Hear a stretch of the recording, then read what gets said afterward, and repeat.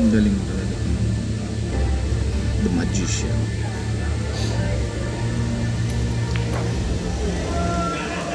Upas. Number 1 billiard player pa rin ito ng Pilipinas. Itong living legend na rin.